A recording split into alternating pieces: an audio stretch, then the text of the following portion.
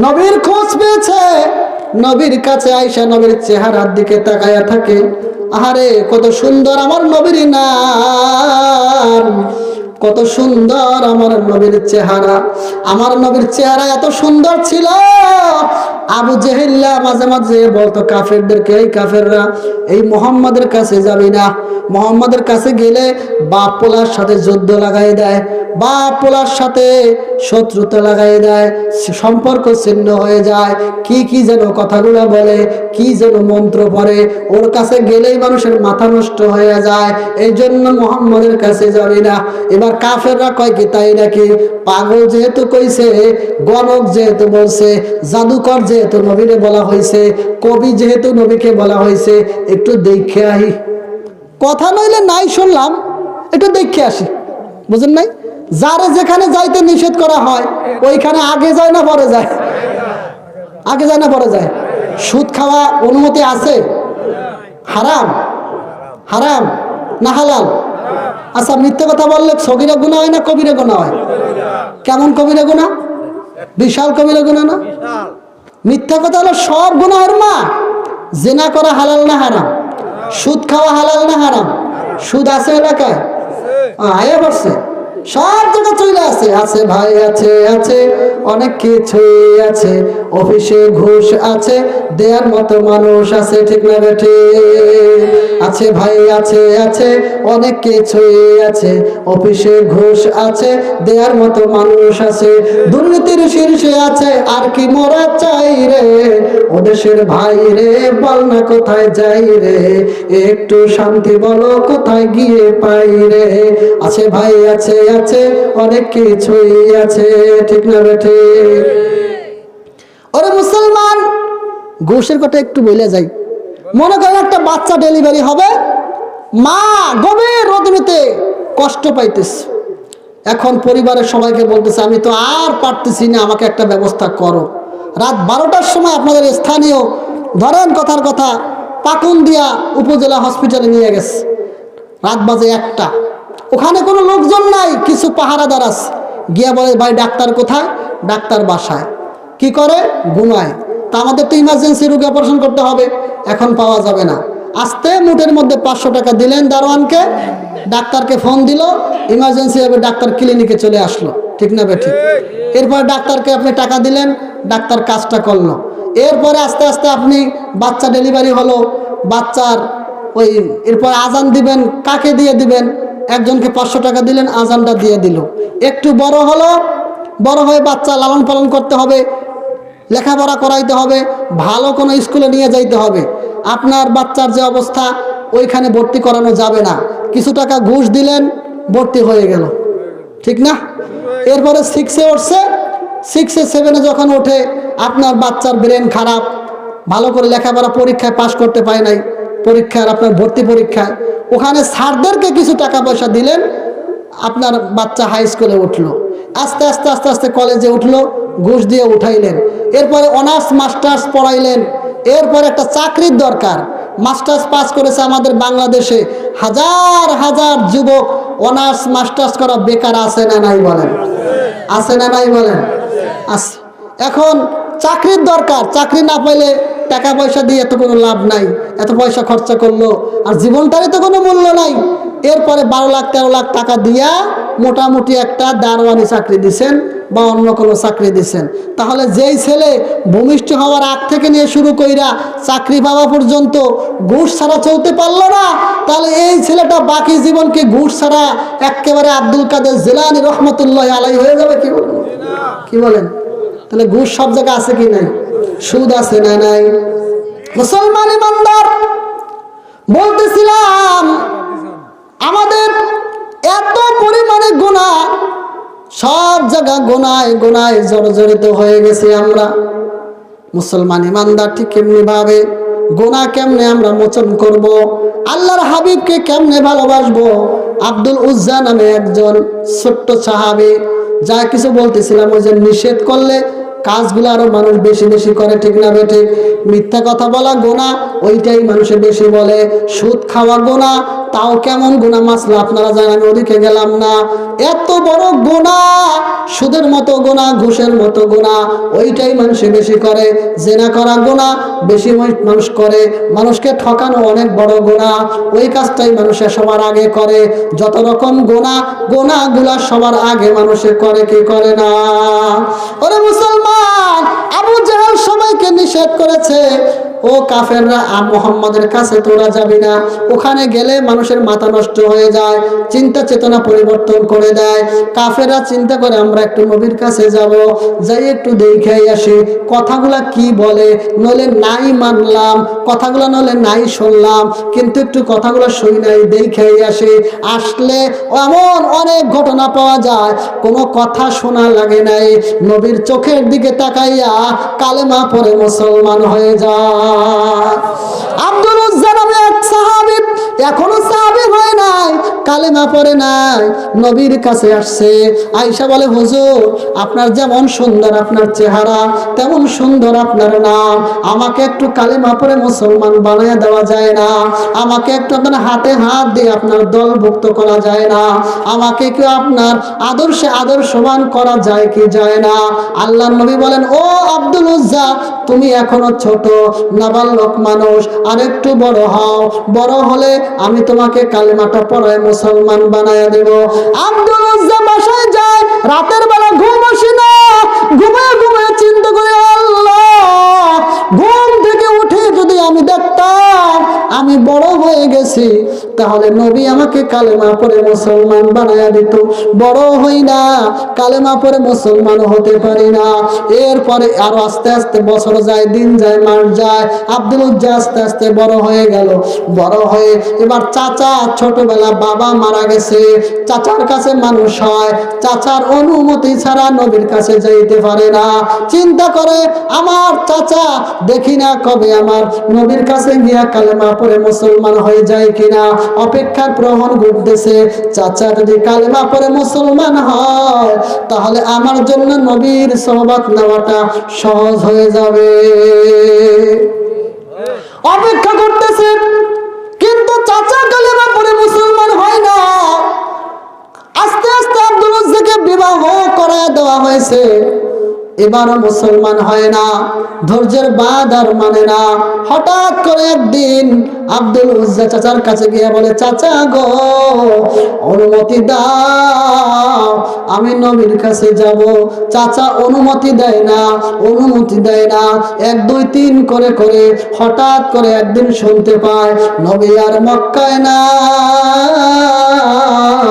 হিজরত করে নবী আমার মদিনায় চলে গেছে। চাচাকে বলে, চাচা গো, আমাকে অনুমতি দাও, আমি নবীর কাছে মদিনায় যাব। কেন তুমি নবীর কাছে মদিনায় যাবা? বলে, আমি ছোটবেলায় নবীকে দেখেছি, তার মহব্বত আমার অন্তরে গেঁথে গেছে, আমি তার আদর্শবান হতে চাই, আমি তার কাছ থেকে কিছু শিখে আমি খাঁটি মুসলমান হয়ে কবরে যেতে চাই। বলে, না, তোমাকে এরকম অনুমতি দেওয়া যাবে না, আমাকে যেতেই হবে, আমাকে নবীর কাছে যেতেই হবে, আমাকে অনুমতিটা দিয়ে দেন। আল্লাহর নবীর কাছে যাব, অনুমতি দেন। চাচা বলে, না না, তোমাকে কোনো অনুমতি দেওয়া যাবে না। মুসলমান ইমানদার আল্লাহর গোলাম এবার বলে, অনুমতি দেওয়া যেতে পারে যদি তুমি তোমার বাবার যতগুলি জায়গা সম্পত্তি ছিল, এই সম্পত্তিগুলো যদি তুমি আমার নামে লিখে দিয়ে যাও, তাহলে আমি তোমাকে অনুমতি দিতে পারি। আল্লাহর নবীর মহব্বতে আব্দুল উজ্জা বলতেছে, চাচা গো, আমার সম্পদের চাইতে আমার দিলের মধ্যে আমার নবীর মায়া বেশি। লা ইউমিনু আহাদুকুম হাত্তা আকুনা আহাব্বা ইলাইহি মিন ওয়ালিদিহি ওয়া ওয়ালাদিহি ওয়ান নাসি আজমাইন। আমার সম্পদের দরকার নাই, সব কিছু লিখে দিলাম তোমার নামে। বাবার রেখে যাওয়া সমস্ত সহায় সম্পত্তি চাচার নামে লিখে দিয়ে গেল। শুধু তাই হবে না, তাই দিলে হবে না, তোমাকে কিছুদিন আগে বিবাহ করিয়েছিলাম, তোমার স্ত্রীকে তালাক দিয়ে যাওয়া লাগবে। দিলাম তালাক, সংক্ষিপ্ত করে বললে মুসলমান স্ত্রীকে তালাক দিয়ে দিল, তবু আমাকে নবীর কাছে মদিনায় যাওয়ার অনুমতি দাও। এটাতেও হবে না, তোমাকে আর একটা কাজ করতে হবে। তোমার গায়ের মধ্যে যত জামা কাপড় যা কিছু আছে, জুতা থেকে নিয়ে শুরু করে মাথা পর্যন্ত সমস্ত কাপড়গুলি আমার দেওয়া, এই কাপড়গুলি সব জমা দিয়ে যাওয়া লাগবে। এবার আব্দুল উজ্জা বলে সব জামা কাপড় নিয়ে যাও, শুধুমাত্র আমার কামার পরনের কাপড়টা আমাকে নিতে দাও। এমন একদিন আসবে, আমি একদিন না একদিন মদিনার থেকে তোমার কাছে এই পরনের কাপড়টা আমি তোমার কাছে এরকম ভাবে পৌঁছাইয়া দেব। ওই সময় পাজামা ছিল না, সেলাই করা কোনো কাপড় ছিল না, একটাই মাত্র কাপড় পেঁচাইয়া লুঙ্গির মতো কইরা পড়ছে, চাদরের মতো গায়ের থেকে সমস্ত কিছু খইলা দিছে, স্যান্ডেলটা যতটা পর্যন্ত খইলা দিছে। পরনের মধ্যে একটা মাত্র লুঙ্গির মতো একটা চাদর আছে জড়ানো। ও ভাতিজা, চাদরটা দাও। চাদরটা দেওয়া যাবে না, কারণটা হলো চাদরটা দিলে আমি মদিনায় কেমনে যাব? বলে তোমাকে চাদরটাও তোমাকে দিতে হবে। না দিতে পারবো না। চাচা পাষণ্ড, চাচা বদমাশ, চাচা নবীর দুশ্মন, চাচা এক কর্নার ধইরে এমন ভাবে টান দিল, টকবগে 20-22 বছরের একটা যুবক সামনেই ল্যাংটা হয়ে গেল। ধৈর্য আর মানে না। ও চাচা, চাইলাম লুঙ্গিটা তোমার কাছে ফেরত দিতাম কিছুদিনের মধ্যে, তাও দিলে না। এরপরে তুমি এর পরেও যাইতে চাও মদিনায়? বলে হ্যাঁ। তাতেও যাইতে পারবে না। একটা চাবুক নিয়ে আব্দুল উজ্জাকে আঘাত করতেছে, অনেক আঘাত করতেছে, পিঠের থেকে চামড়া চলে যাচ্ছে, রক্ত ফিনকি দিয়ে বের হচ্ছে, আধা মরা হয়ে যাচ্ছে। একবার হুশ হয়, আবার এরকম ভাবে বেহুশ হয়ে যায়, আবার বেহুশ হয়, আবার হুশ হয়। এরকম করতে করতে আব্দুল উজ্জাকে আধা মরা করে উত্তপ্ত মরুভূমির মধ্যে ফেলে রেখেছে চাচা। অনেক সময় পর হুশ এসেছে, এবার উঠে দেখে আমার ডানে বাই সামনে পিছনে কেউ নাই। আমি মদিনায় কেমনে যাব? একটা কাপড় তো আমার অবশ্যই প্রয়োজন আছে। কার কাছে যাব? ওরে মুসলমান, পাকুন্দের মুসলমান, বান্দার যখন কেউ থাকে না, তখন থাকে আমার আল্লাহ। 2 নম্বরে থাকে আমার নবী, 3 নম্বরে থাকে আমার মা, 4 নম্বরে থাকে আমাদের বাবা। বিপদ আপদের সময় 4 জন সব সময় থাকবে তোমার কাছে। চিন্তা করে আমার মা বেঁচে আছে, বাবা বেঁচে নাই। মায়ের কাছে যায়, মা একটা কাপড় আমাকে দিবে, দুনিয়ার কেউ না দিলেও মা আমাকে ফেলতে পারবে না। মার কাছে গিয়ে দরজা নক করলো, মা। চাচা সব কিছু কেড়ে নিল, আমার নবীর মোহাব্বতের কারণে আমাকে একটা চাদর দাও। আমার আব্বার রেখে যাওয়া অনেক চাদর আমাদের ঘরের মধ্যে আছে, অনেক কাপড় চোপড় আছে, একটা কাপড় আমাকে দাও। ওই কাপড়টা পরে আমি আমার নবীর কাছে যাব, আমাকে একটু কাপড়টা দাও। মা এরকম ভাবে বাবার একটা চাদর দিল, পেঁচাইয়া কোনো ভাবে হিজরত করার জন্য আল্লাহর নবীর দিকে মদিনার দিকে রওনা হয়েছে। মনের মধ্যে কত কষ্ট, জীবন চলে যাক, সম্পদ চলে যাক, তাতে কিছু আসে যায় না। স্ত্রীকে তালাক দিয়ে দিছে, কোথাতেও কিছু আসে যায় না। ও মুসলমান, আমেরিকায় যাও, ঘুরতে যাও, বান্দরবান ঘুরতে যাও, চাইনিজ ঘুরতে যাও, থাইল্যান্ড ঘুরতে যাও, কত জায়গায় কত টাকা পয়সা খরচ করো, একবারও কি চাই না আমার মদিনা দেখা? চাই কি চাই না? কার কার মনে চায়? 2টা হাত উঁচু করে আল্লাহকে দেখা। আল্লাহ, জোরে আওয়াজ দিয়ে কণ্ঠ ছেড়ে বলো আল্লাহ, আরো জোরে আওয়াজ দিয়ে বলে আল্লাহ।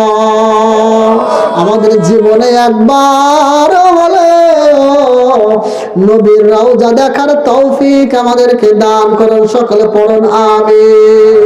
হাত নামান। মনে বড় আশা ছিল যাব মদিনায়,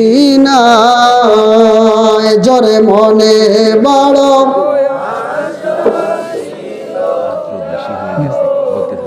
হ্যাঁ, 5-7 মিনিট।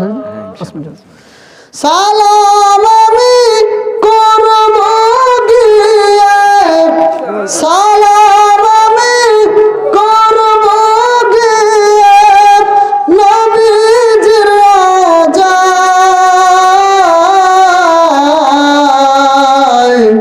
মনে বড় আশা ছিল যাব মদিনায়। মদিনা যেতে মনে চায়? আরব সাগর পাড়ি দেব, নাই তো আমার তরি।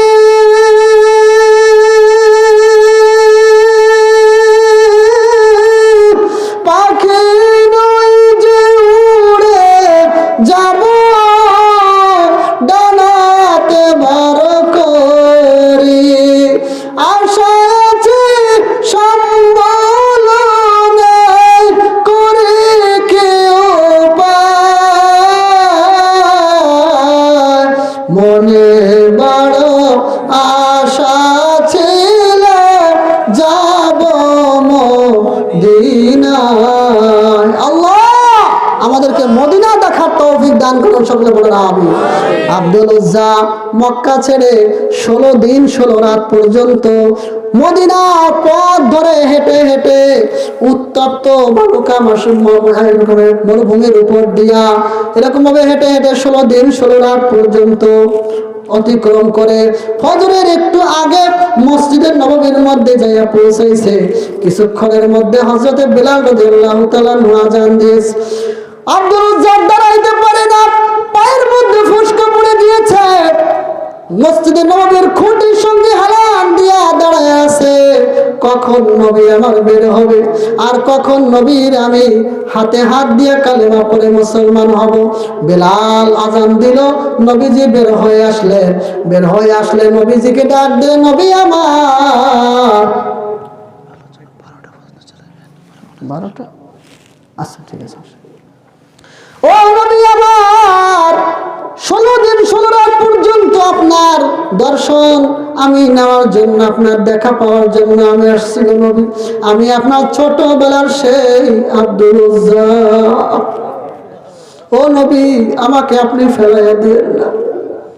নবী আমার বাবা নাই, মা থাইকাও নাই, আমার চাচা আমাকে পর করে দিছে রে নবী। এবার আপনার কদমে আমাকে একটু জায়গা দেন গো নবী, আমাকে মেহেরবানি করে আমাকে ফেলাইয়া দিয়ে।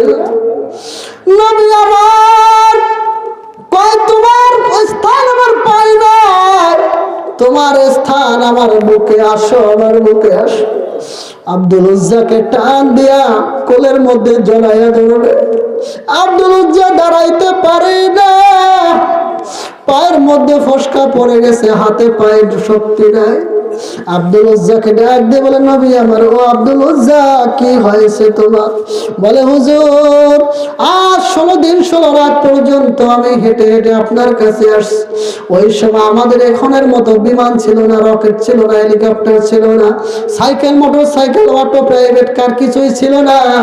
16 দিন 16 রাত পর্যন্ত হাইটে হাইটে আসছিল নবী। আমার পায়ের মধ্যে ফসকা পড়ে গেছে, আমার দাঁড়ানোর কোনো শক্তি নাই।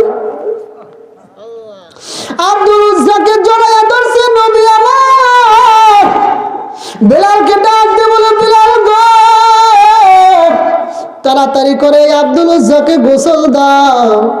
আমার একটা জামা আইসা আইনা আব্দুল উজ্জাকে পরাইয়া দাও। আমার একটা টুপি, একটা পাগড়ি আব্দুল উজ্জাকে পরাইয়া দাও। আমার একজোড়া জুতা আব্দুল উজ্জাকে পরাইয়া দাও। আর আজকে থেকে এর নাম আব্দুল উজ্জা নয়, আজকে থেকে এর নাম হলো আব্দুল্লাহ। সুবহানাল্লাহ। ভালো করে গোসল করে সাজাইয়া গুছাইয়া দাও। আজকে থেকে তোমাদের এক ভাই আব্দুল উজ্জা, এখন থেকে আব্দুল্লাহ। তোমরা যা খাইবা আব্দুল্লাহকে সেইটা খাইতে দিবা। তোমরা যা পড়বা আব্দুল উজ্জাকে সেইটা পড়তে দিবা, তোমরা যেভাবে থাকবা আব্দুল উজ্জাকে ওইভাবে থাকতে দিবা। ফজরের নামাজ শেষ হয়ে গেল। কয়েকদিনের মধ্যে আল্লাহর নবী যুদ্ধের জন্য ডাক দিলেন। কে কে যুদ্ধের মধ্যে যাইবা নাম লেখা। আব্দুল উজ্জা এখন থেকে আব্দুল্লাহ বলে, হুজুর আমার নামটা লিখাইয়া দেন, অতি আগ্রহের সাথে জিহাদের ময়দানে আমি যাইয়া শহীদ হয়ে যাব। আব্দুল্লাহ আল্লাহর নবীর সঙ্গে যুদ্ধে রওনা দিয়েছেন। পথিমধ্যে আল্লাহর হাবিব জিজ্ঞাসা করলে, ও আব্দুল্লাহ এত আগ্রহ করে, এত এইরকম ভাবে আগ্রহ বলে তুমি কেন জিহাদের ময়দানে আসতেছো গো আব্দুল্লাহ? বলে, হুজুর জীবনে তো ভালো কোনো কাজ করতে পারি না, যদি আমার এখন মরণ হয় কি কবরের মধ্যে নিয়ে যাইব, আমি কেমনে কবরের মধ্যে একা একা থাকবো। আল কবর রাউযাতুম মিন রিয়াজিল জান্নাহ আও হুফরাতুম মিন হুফারিন নার। কবর হলো জাহান্নামের একটা গর্ত অথবা জান্নাতের একটা টুকরা। আমি আব্দুল্লাহ কি অবস্থা হবে অন্ধকার কবরে, আল্লাহর কাছে আমি কি নিয়ে সামনে দাঁড়াবো রে আল্লাহর নবী? যদি আমি যুদ্ধে গিয়া মারা যাই, শুনেছি মারা গেলে শহীদ হয়ে যাব, আর শহীদকে আল্লাহ তাআলা জান্নাতের মধ্যে মেহমান বানায়া দিবে। আল্লাহ তাআলা আল্লাহর নবী আল্লাহর কাছে দোয়া করলে, আল্লাহ এই আব্দুল্লাহ যদি যুদ্ধে না গিয়ে যদি এমনিও মারা যায়, যদি কোনো কারণে মারা যায়, তাহলে তুমি এই আব্দুল্লাহকে শহীদ হিসেবে কবুল করে নিও। বলেন নবীর দোয়া কি আল্লাহ তাআলা ফেলতে পারেনি? বলেন আল্লাহ নবী দোয়া করতে দেরি হয়, আল্লাহ তাআলা দোয়া কবুল করতে এক সেকেন্ডও দেরি করে না। কয়েকদিনের মধ্যে প্রতিমধ্যে আব্দুল্লাহ অসুস্থ হয়ে পড়লেন। অসুস্থ হওয়ার খবরটা আল্লাহর নবীর কানে পৌঁছে গেল। আল্লাহর নবী আসলেন দেখতে, আয়েশা দেখলেন অবস্থা বেশি ভালো না। এবার সারা রাত ধরে আব্দুল্লাহর মাথার কাছে আল্লাহর নবী থাকলেন, মাথাটা আল্লাহর নবীর রানের উপরে রাইখা আদর করতেছে, কথাবার্তা বলতেছে। রাত্র যখন গভীর হলো, আব্দুল্লাহ এই দুনিয়া থেকে চলে গেল। আল্লাহর নবীর চোখের মধ্যে পানি, সাহাবায়ে কেরাম কান্দে, সাহাবায়ে কেরাম চোখের পানি ছেড়ে আওয়াজ দিয়ে কাঁদতেছে। আল্লাহর নবী চোখের পানি ছেড়ে কাঁদতেছে। আর অল্প সময়ের মধ্যে বিদায় হয়ে গেল যুবক আব্দুল্লাহ। কি অবস্থা! এবার আল্লাহ তাআলার নবী সাহাবীদেরকে ডাক দিয়ে বলতেছে, সাহাবায়ে কেরাম কান্নাকাটি বন্ধ করে দাফনের ব্যবস্থা করো, কাফনের ব্যবস্থা করো। আমার একটা জামা এই আব্দুল্লাহকে পরাইয়া দিও, সুন্দর করে গোসল করাইয়া দিও, আমার জামাটা দিয়ে গোসল দিয়া এরপরে কাফনটা পরাইয়া দিও। আমি নবী আব্দুল্লাহর জানাজা পড়াবো। আল্লাহর নবী আব্দুল্লাহর জানাজাটা পড়াইয়া দিলেন। জানাজা পড়ানো শেষ হয়ে গেল, সব কিছু কমপ্লিট। এবার আব্দুল্লাহকে দাফনের পালা। দাফন করার সময় কবরের মধ্যে লাশটা দাফন নামানো হলো। বিসমিল্লাহি ওয়া আলা মিল্লাতি রাসূলিল্লাহ বলে আল্লাহর নবীর দলে ছিল, এই সাক্ষ্য দিয়ে আব্দুল্লাহর লাশটা কবরের মধ্যে নামাইয়া দেওয়া হলো। মাথার কাছে আবু বকর সিদ্দিক রাদিয়াল্লাহু তাআলা আনহু নামলেন, পায়ের কাছে হযরত ওমর ফারুক রাদিয়াল্লাহু তাআলা আনহু নামলেন। মাঝখানে কে নামবে, কে নামবে? আল্লাহর নবী বলে, না না তোরা কেউ নামিস না, আমি আব্দুল্লাহর মাথা নয়, পা নয়, মাঝে বুকের কাছে আমি আল্লাহর নবী নিজেই নামবো। আল্লাহর নবী নিজে কবরের মধ্যে নামিয়া, আল্লাহর নবী কবরের মধ্যে নামার পর মাথার মুষ্টিটা সুন্দর করে খুলে দিলেন। খুইলা দিয়া সুন্দর করে কপালের মধ্যে একটা চুমু খাইলেন। চুমু খেয়ে উপরের দিকে হাত উঠে বলে, আল্লাহ এই আব্দুল্লাহর জীবন দশায় আমি নবী, তার উপরে আমি খুব খুশি ছিলাম। ও আল্লাহ তুমি আমার আব্দুল্লাহকে দেখে রাখো, তুমি আমার আব্দুল্লাহকে মাফ করে দিও, তুমি আমার আব্দুল্লাহকে জান্নাতের বাগিচা বানায়া দিও, তুমি আমার আব্দুল্লাহকে ভালো জায়গা রাখো। পাশে দাঁড়ানো আব্দুল্লাহ ইবনে মাসউদ রাদিয়াল্লাহু তাআলা আনহু, নবীজির বিখ্যাত এক সাহাবী কাঁদে আর ডাক দিয়ে বলে, ওরে আব্দুল্লাহ তোর নাম আব্দুল্লাহ, আমার নাম আব্দুল্লাহ, তোর জন্য আল্লাহর নবী নিজের গায়ের জামাটা পর্যন্ত দিয়ে দিল, তোর জন্য আল্লাহর নবী তোর জন্য আল্লাহর নবী জানাজা পড়াইলো, তোর জন্য আল্লাহ তাআলা আল্লাহর নবী কবরের লাশ দাফন পর্যন্ত করলো, কবরের মধ্যে চুমু খাইলো, শেষ পর্যন্ত আল্লাহর কাছে দোয়া করলো তোর মাগফিরাতের জন্য। যদি তোর জায়গায় আমার লাশটা হইতো, আমার কপালটা কত ভালো হইতো। ওরে মুসলমান ইমানদার, রাত গভীর হয়ে গেছে, তুমিও মারা যাবো, আমিও মারা যাবো, ঠিক না বে ঠিক বলেন? এখানে যারা আছি, এখানে অনেকের বাবা নাই, অনেকের মা দুনিয়ার থেকে চলে গেছে, অনেকের মাও নাই, বাবাও নাই, অনেকের শুধু মা গেছে, অনেকের বাবা চলে গেছে। আবার আমরা যারা বাবা হয়েছি, আমরা তো একদিন সন্তানদেরকে এতিম করে চলে যাব। শেষে তোমাদেরকে একটা কথা বলি রে বাপ, কি নিয়ে মাওলার কবরের মধ্যে রওনা হইছ? সারা জীবন নবীর দুশমনি করলা, সারা জীবন আল্লাহর দুশমনি করলা, আল্লাহর হুকুমের তোয়াক্কাটা পর্যন্ত করলা না, নামাজ এখন পর্যন্ত ধরতে পারলা না, আল্লাহ নবীর সুন্নাত এখন পর্যন্ত ধরতে পারলে না। ও যুবক ভাইরা আমার, ও মুরব্বী বাবাজিরা আমার, ও পর্দার অন্তরালের মা বোনেরা আমার, হাতে পায়ে ধরে বলে রে যুবক, আর সময় নাই, কখন না জানি মালাকুল মউত এসে হাজির হয়ে যায়। মারা যাওয়ার আগে খাঁটি তওবা করে নবীর আশিক হও, আল্লাহর আশিক হয়ে অন্ধকার কবরে যাও। আল্লাহ তাআলা আমাদেরকে তৌফিক দান করেন, সকলে পড়ুন আমিন।